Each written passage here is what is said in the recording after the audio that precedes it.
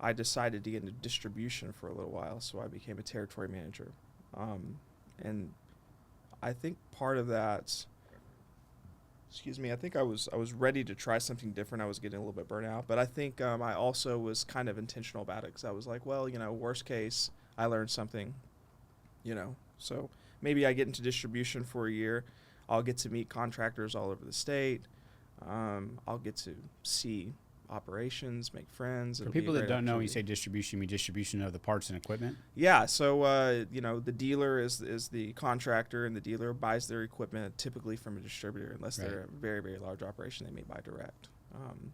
But when you buy from the distributor, you typically have a rep that you work with, and that's what they call a territory manager. And so that's what I did for a year. And during that time, I met dozens and dozens of contractors, and I started paying attention. Which one of these companies may be something I may look into buying one day in the future. A lot of companies, they age out and they retire and their company kind of goes away. So I really paid attention, and one of my favorite companies was Suntech, and the owner, older gentleman, his name is Bob Zemke. He's still around, still doing well, and his wife Val, very, very good people. They had a very small company. They kept it small.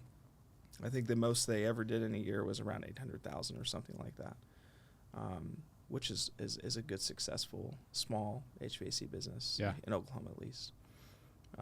Had some very good technicians working for him. I think they had a total of maybe 4 or 5 employees.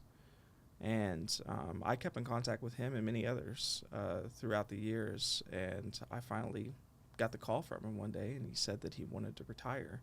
And the timing was just right. I had a good friend of mine, Mark. He had been looking at, and he was a gentleman I worked with at the company that we were currently at. We were both doing sales at that time. And he was looking at getting into a different business. He was kind of getting burnt out, as was I. And I never really thought that I would move as quick as I did. I think from the moment we had the conversation about we should do something, and actually starting on October 1st of 2018. I think that was only like maybe 6 months. It went really fast.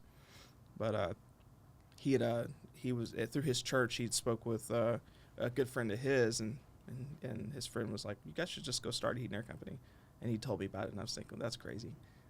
Yeah. And we got to talking about it, and I said, "Well, I've been speaking with a gentleman, Bob, who is the owner of Suntech Mechanical, and he's interested in retiring. So let's go have that conversation." And that's kind of how it started. We had the conversation. We talked to a lot of people we knew, got advice from CPAs. The value of a company is very difficult to determine, especially with smaller companies. I think larger companies is bigger. You have, more official methods of doing that. But smaller companies, you don't really know. All you know is what they tell you. The record keeping is not necessarily as good as a larger, operation. But I'd known the guy for a while, and I knew that his retention on his contracts was very, very high, over 90%. And he was an honest person. His wife cared very deeply about the employees and their customers. And so we took the leap of faith. We raised all the money. We purchased the company and started October 1st.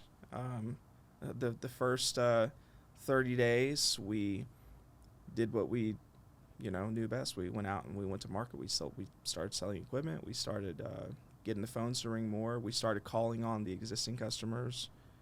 We brought in the technicians into the office instead of sending them home.